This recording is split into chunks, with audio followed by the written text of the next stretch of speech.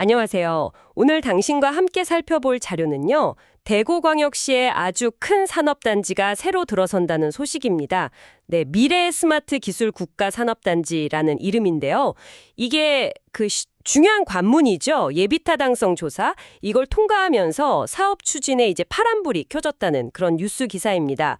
자, 그럼 이 새로운 산업단지 구체적으로 어떤 모습일지, 또 이게 왜 지금 이 시점에서 중요한 의미를 갖는지 그 핵심 내용을 한번 파헤쳐 보겠습니다. 일단 가장 눈에 띄는 건요. 이게 무려 16년 만에 대구에 들어서는 두 번째 국가 산업단지라는 점이에요. 네, 맞습니다. 16년 만이죠. 네. 그것도 전국에 후보지가 17곳이나 있었는데 그중에서 가장 먼저 예타를 통과했고 또 대구시 자체로도 산업단지 예타 통과는 이게 처음이라고 하더라고요. 뭔가 좀 특별한 준비 과정이 있었던 걸까요? 네, 바로 그 점이 중요합니다. 예비 타당성 조사, 보통 예타라고 부르죠. 이걸 통과했다는 건 단순히 그냥 절차 하나 넘었다. 이게 아니고요. 비용 대비 편익, 그러니까 BC 분석 결과가 1.05가 나왔어요. 이건 이제 투입하는 비용보다 얻는 편익, 즉 경제적 가치가 더 크다는 의미거든요. 다른 국가 사업들과 비교해도 상당히 양호한 수준의 경제성을 인정받았다는 신호로 볼 수 있습니다. 아, 경제성이 일단 확보됐군요. 1.05면 상당히 괜찮은 수치 아닌가요? 네, 그렇죠. 그리고 정책성이나 지역 균형 발전 같은 좀 종합적인 평가, AHP 점수라고 하는데요. 이것도 0.5 이사로 기준치인 0.5를 넘겼습니다. 그러니까 사업 타당성을 확실하게 인정받은 셈이죠. 제곱미터. 그리고 국비 포함해서 총 들어가는 사업비가 1조 8천억 원 규모입니다. 정말 대형 프로젝트죠. 와, 1조 8천억. 규모가 엄청나네요. 경제성, 정책적 타당성 다 좋고 시작이 아주 탄탄해 보이는데요. 근데 아까 대구시가 첫 도전 만에 통과했다고 하셨잖아요. 보통 예타 통과가 상당히 어렵다고들 하는데 혹시 뭐 비결 같은 게 있었을까요? 네, 그 점이 아주 흥미로운 부분입니다. 대구시가 그냥 계획만 딱 제시한 게 아니었어요. 사업 초기 단계부터 미리 240개가 넘는 기업들하고 MOU, 그러니까 양해각서나 아니면 입주 의향서 같은 걸 미리 체결을 했어요. 아, 미리요? 네, 실제로 여기에 들어올 기업들의 수요가 이만큼 확보되어 있다. 이걸 이제 입증하려고 노력한 거죠. 아하. 이런 좀 철저한 사전 준비가 심사 과정에서 굉장히 긍정적인 평가를 이끌어낸 주요 요인 중 하나로 보입니다. 그러니까 그냥 희망사항이 아니라 실현 가능성을 구체적으로 보여준 거죠. 아, 그렇군요. 기업들의 실제 입주 의향을 미리 확보해서 보여준 것, 그게 주요했네요. 정말 치밀하게 준비했네요. 그럼 이 미래 스마트 기술 국가 산업단지 이러면서도 좀 느껴지는데 역시 미래 기술에 집중하는 거겠죠? 구체적으로 어떤 산업들을 품게 되는 건가요? 네, 맞습니다.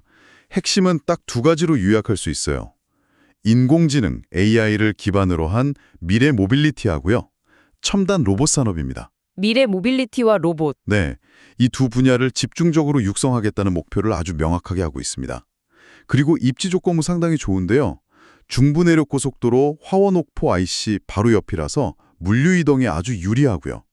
대구 도심하고도 가까워서 인력 확보라든지 아니면 직원들 정주 여건 면에서도 장점이 많다는 평가입니다. 교통 좋고 도심 접근성도 좋고. 그렇죠.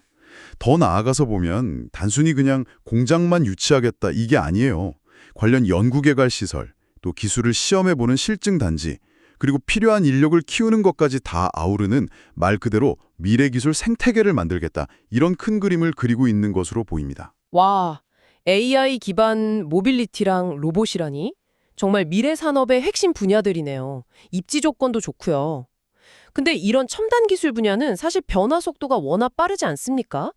2030년에 준공된다고 하는데 그때쯤이면 또 다른 기술이 막 떠오를 수도 있고 특정 분야에 이렇게 집중하는 게 오히려 좀 위험할 수도 있지 않을까요? 물론 기술 변화의 불확실성이라는 건 항상 존재합니다. 아주 날카로운 지적이신데요. 하지만 AI와 로봇 기술은 앞으로 뭐랄까 거의 모든 산업의 기반이 될 가능성이 아주 높은 기술들입니다.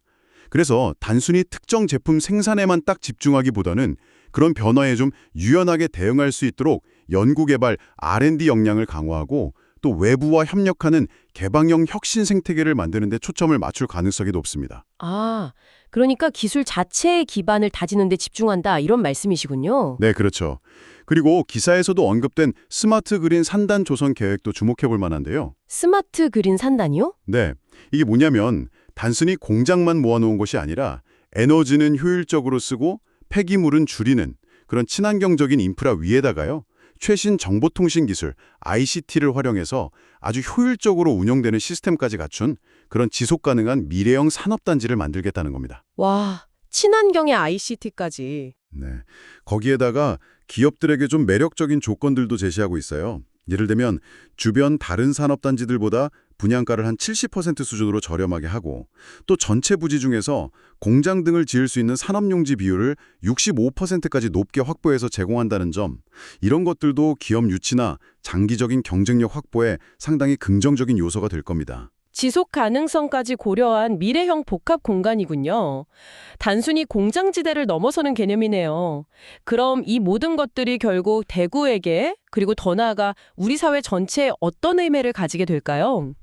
대구시 입장에서는 이게 16년 만에 새로 생기는 국가산단이잖아요.